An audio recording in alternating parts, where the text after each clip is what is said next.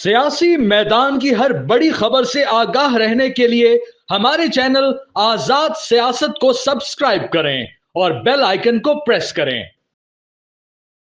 जी अस्सलाम वालेकुम और ताज़ा तरीन अपडेट्स के साथ मैं आपके साथ हाजिर हूँ। आज हमारे पास जो है कुछ स्पेशल इतलात हैं कि जैसे कि आप जानते हैं कि 2 दिन से आज़म सवाती साहब जो हैं वो टीवी इंटरव्यूज़ भी कर रहे हैं और इमरान खान के लिए रिलीफ का दावा भी कर रहे हैं और इमरान खान को जो है ढील या मुज़ाकरात के नाम पे कोई रिलीफ मिलने जा रहा है। तो यहाँ पे हम आपको जो है वो इतलात देते हुए चलें जो हमारे पास जो हमारे एक्सक्लूसिव ज़राए हमें बताते हैं और जो है पावर कॉरिडोर्स के ज़राए बताते हैं। जी हाँ, वो कहते हैं जी इमरान खान साहब के साथ कोई ज़ाती दुश्मनी नहीं है, इमरान खान के ऊपर जो है कोई हमारा ऐसी बड़ी कदगने नहीं है, उनके ऊपर जो केसेस हैं वो जायज़ हैं, वो 9 मई के केसेस हैं, वो जो है अवाम को गुमराह करने के केसेस हैं, इंतशार के केसेस हैं और उस पे जो है तोशाखाना की चोरी के केसेस हैं और दीगर जो केसेस हैं वो इधर उधर फ्रॉड के और दीगर चीज़ों के जो केसेस हैं वो केसेस हैं। तो जो पावर कॉरिडोर से जो हमें पता चल रहा है, जो ताकतवर तरीन हलकों से हमें पता चल रहा है जी, उन्होंने कहा है जी इमरान खान साहब के लिए रास्ते खुले हुए हैं, मुज़ाकरात हमेशा से चल रहे हैं लेकिन उन मुज़ाकरात का चैनल हमने नहीं तोड़ा। ये इमरान खान साहब खुद तय करते हैं कि बात करनी है नहीं करनी है, तो इमरान खान साहब के मूड पे होता है। तो इमरान खान साहब कभी जो है वो 1971 का माहौल बना देते हैं, जनरल जया कह देते हैं, कभी जो है वो इंतशार का पूरा जो है एक सड़कें बंद कर देते हैं, सड़कें गरमा देते हैं, कभी कहते हैं जाके मारम बलोच से मिलो, तो कभी कहते हैं सिंधु देश के सेपरेटिस्ट से मिलो। तो ये इमरान खान साहब खुद तय करते हैं कि वहाँ से मैसेजिंग क्या होती है। लेकिन पिछले 2-3 हफ्तों से ये मैसेजिंग बड़ी नरम हुई है, तो इसलिए तो हम हमेशा आपको बताते हुए आए हैं कि जो एस्टेब्लिशमेंट के साथ उनके जो मुज़ाकरात के चैनलिंग होती है वो 5% है, तो वो बहाल है। तो इसमें आज़म सवाती साहब का या अली अमीन गंडापुर साहब का कमाल नहीं है, लेकिन जो ताकतवर तरीन का जो हलकों का कहना है, उनका ये कहना है कि जी इमरान खान को 9 मई पे अवामी माफ़ी मांगनी होगी, अवाम से माफ़ी मांगनी होगी और वो पब्लिकली मांगनी होगी, नंबर 1।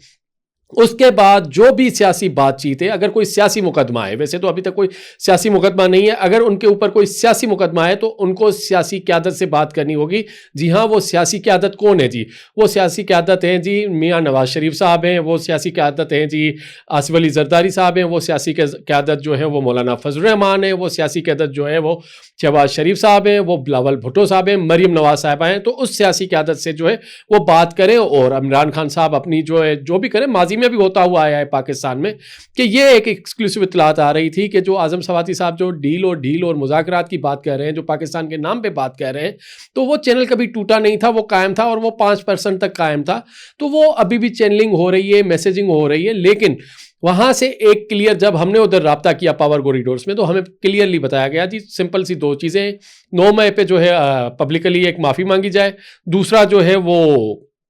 सियासी क़यादत से बात करें और सियासी क़यादत से बात करने का ही होगा। तो यहाँ पे एक खबर ये थी। तो दूसरी जो खबर है हमारे पास वो ये है कि आज जो है वो कल जो है वो पाकिस्तान तहरीक इंसाफ का सियासी कमेटी का एक इजलास हुआ और जो माइंस एंड मिनरल्स बिल है खैबर पख्तूनख्वा का, उस पर बड़ा एक जो है वो बड़ा अबाम, बड़ा मिसलीड किया गया, बड़ा प्रोपेगेंडा किया गया, बड़ा एजेंडा किया गया। अली अमीन गंडापुर के ऊपर जो है पूरी पाकिस्तान तहरीक इंसाफ की क़यादत, सोशल मीडिया कारकुनान, वर्कर्स जितने भी थे वो सारे अली अमीन गंडापुर साहब के ऊपर चढ़ फिरे। जब वो सियासी कमेटी बैठी और उन्होंने जब आज एलामिया ज़ाहिर किया और उन्होंने कहा जी अली अमीन गंडापुर साहब का जो बिल है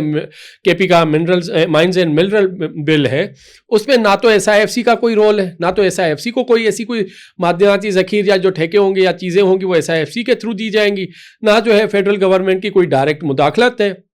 यानी कि कोई भी ऐसा पहलू सियासी कमेटी को नहीं मिला जिसमें से वो ये कह सकें कि जी ये बिल जो है वो सूबाई खुद मुख्तियारी के खिलाफ है। तो ये वही है, ये वही लोग हैं जिसमें अलीमा खान साहिबा इसको लीड कर रही थी। आपको याद होगा उसने कहा ये बिल नहीं पास होगा, ये खुदा सूबाई खुद मुख्तियारी के ऊपर है। मरियम रियाज वटू साहिबा जो बुशरा बीबी की बहन है, वो बढ़ चढ़ के बोल रही थी कि जी सूबाई खुद मुख्तियारी के ऊपर बड़ा हमला है और इन्होंने जी वो बड़ा वो कर दिया है। तो आज जब PTI का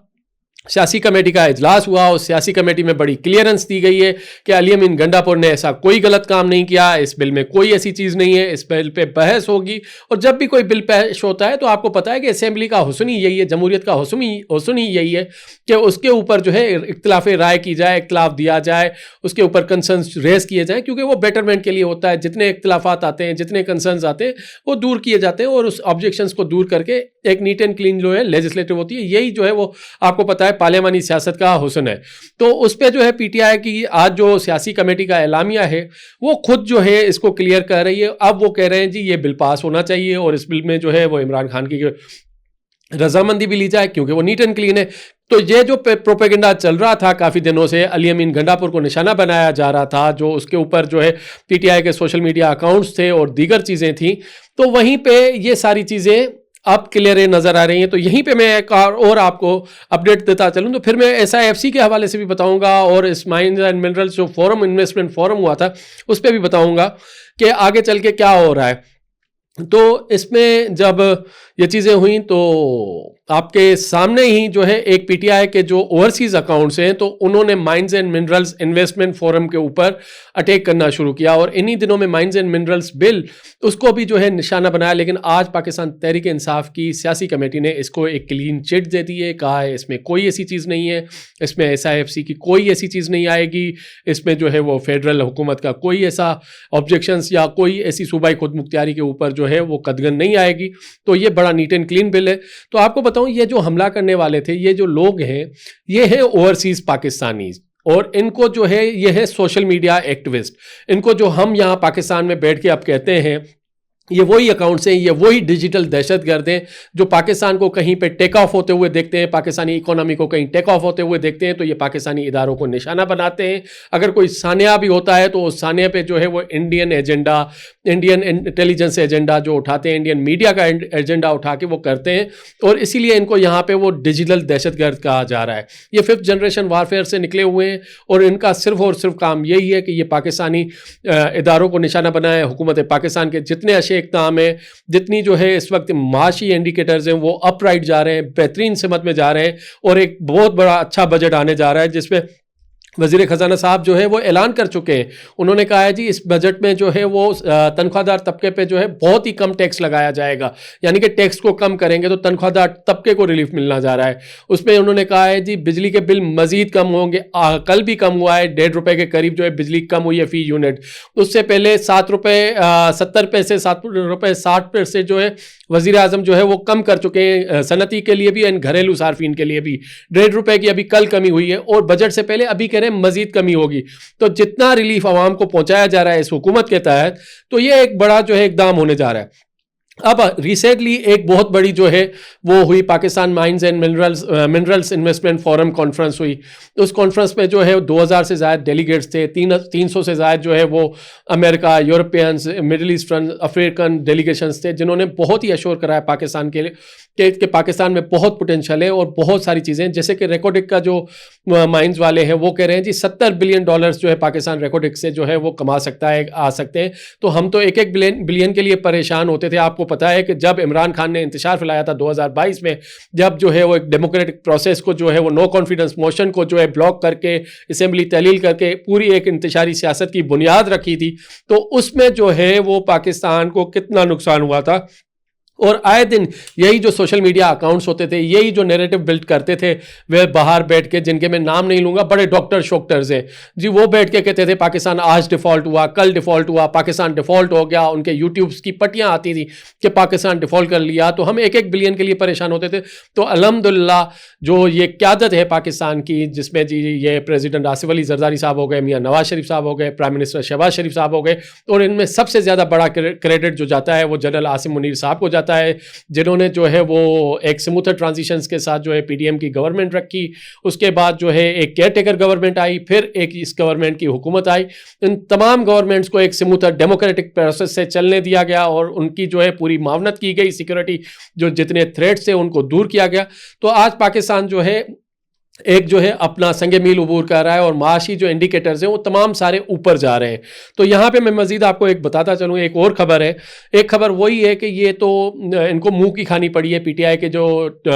सोशल मीडिया अकाउंट्स है, क्योंकि उनकी दुकानें उनको बंद होते हुए नज़र आ रही हैं, उनके डॉलर्स का धंधा उनको बंद होते हुए नज़र आ रहा है। तो इसलिए वो जो प्रोपेगेंडा था उनका, जो उनकी एक फेक न्यूज़ और डिसइंफॉर्मेशन की न्यूज़ थी, वो अब सारी जो है एक ख़त्म होते हुए नज़र आ रही है। तो इसलिए ये पैनिक है उसमें, तो उनसे ये बर्दाश्त नहीं हो रहा। लिहाजा पीटीआई के लिए यहाँ पे एक खबर शेयर करता हुआ चलूँ कि एक और अमेरिकन डेलीगेशन आ रहा है डॉक्टर्स का। एक कुछ दिन पहले आया था, 2-3 हफ्ते पहले आया था, जो इमरान खान से भी मिला था। अब एक और अमेरिकी डॉक्टर्स का डेलीगेशन आ रहा है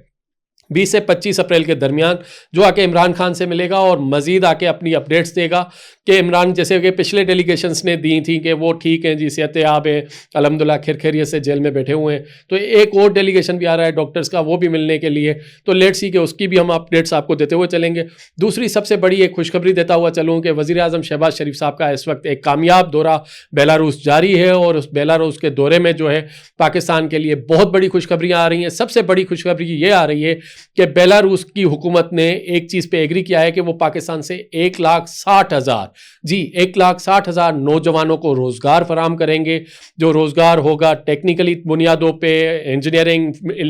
मेडिकल एंड दीगर फील्ड्स पे